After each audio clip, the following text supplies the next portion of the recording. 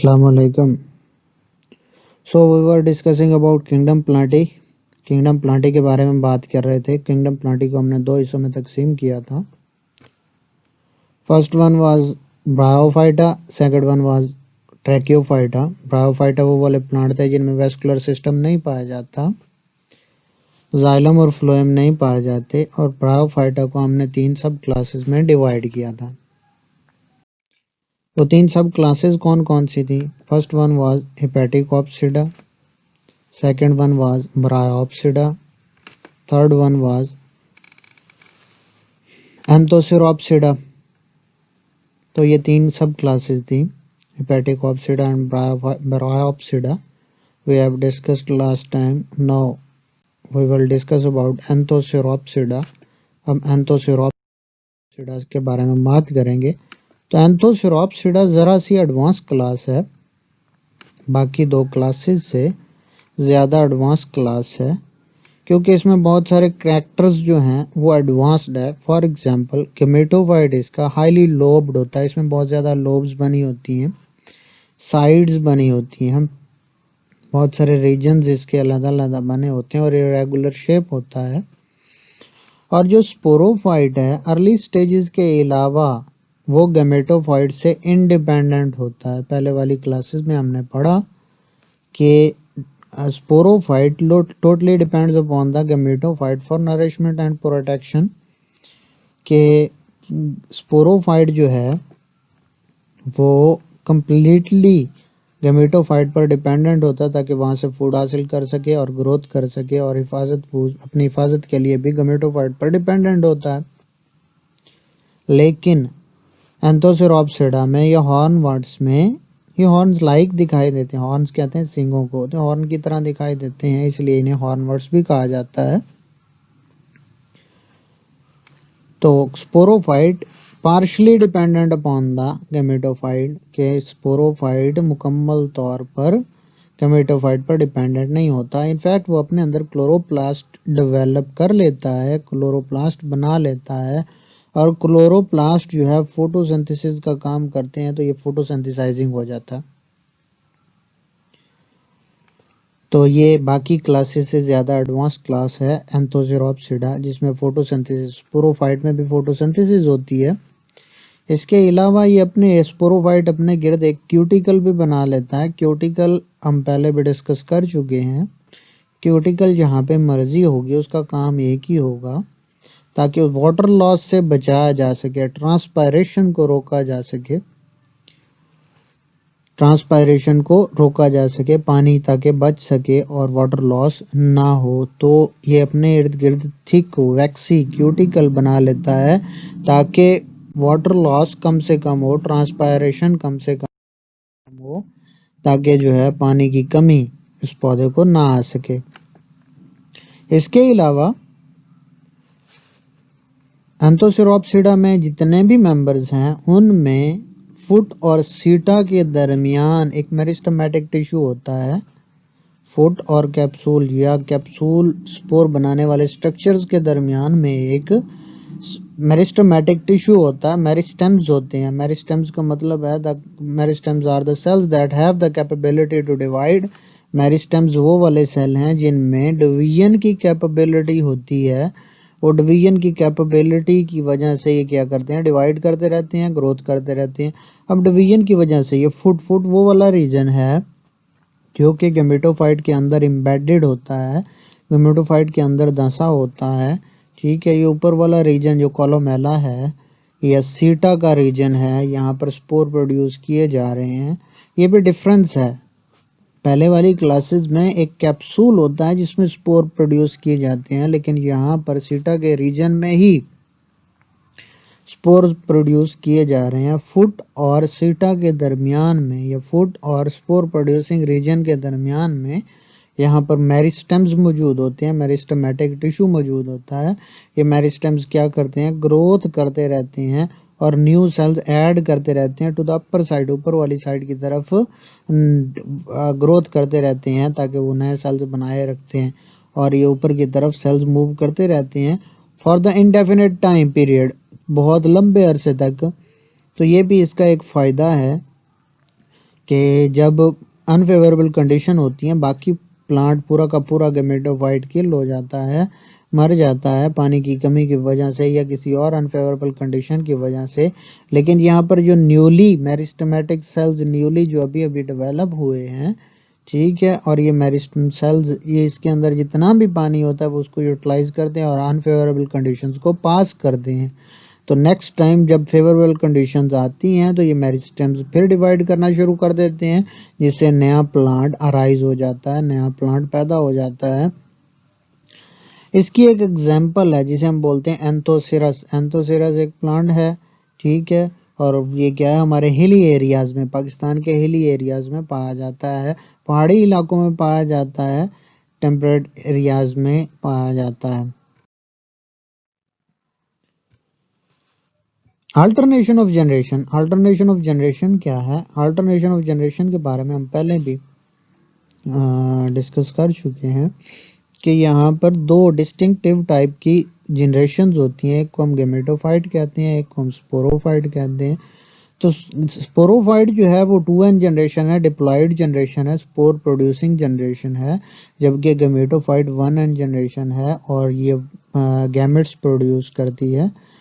Sporophyte gametophyte को पैदा करता है, या स्पोरोफाइट से जो स्पोर्स बनते हैं वो गैमेटोफाइट को पैदा करते हैं। गैमेटोफाइट गैमेट्स बनाता है, गैमेट्स आपस में फ्यूज होते हैं, उनकी फर्टिलाइजेशन होती है, फर्टिलाइजेशन होने के बाद जाइगोट बनता है, जाइगोट में माइटोसिस होती है, और ये जाइगोट जब बनता है, क्योंकि हमने कहा कि गैमेट्स गैमेटोफाइट बनाता है, गैमेटोफाइट जो गैमेट्स बनाएगा वो 1n और 1n होंगे।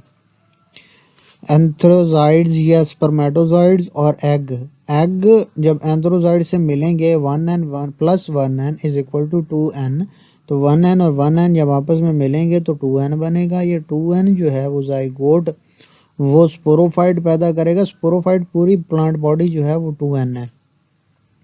स्पोरोफाइट में मियोसिस होगी, मियोसिस होने के बाद अप्लाइड स्पोर्स बनाए जाएंगे, अप्लाइड स्पोर्स बनाने के बाद गैमेटोफाइट बनाया जाएगा।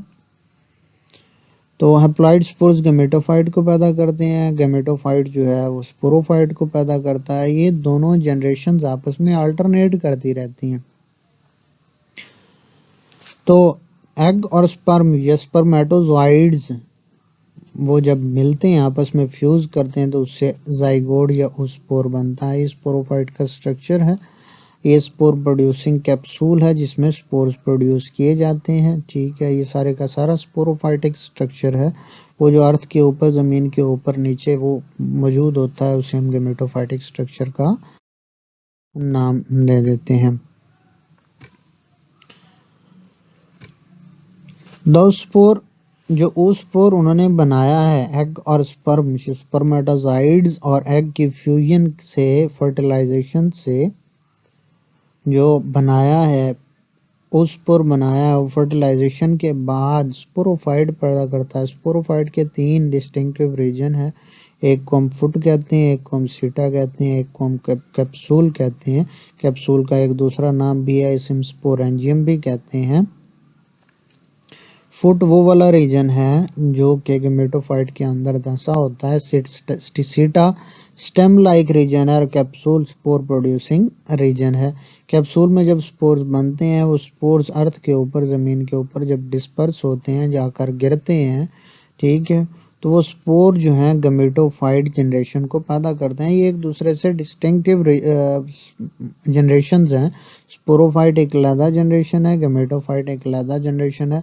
स्पोरोफाइट गैमेटोफाइट को पैदा करता है और गैमेटोफाइट स्पोरोफाइट को पैदा करता है, ठीक है। तो दो डिस्टिंक्टिव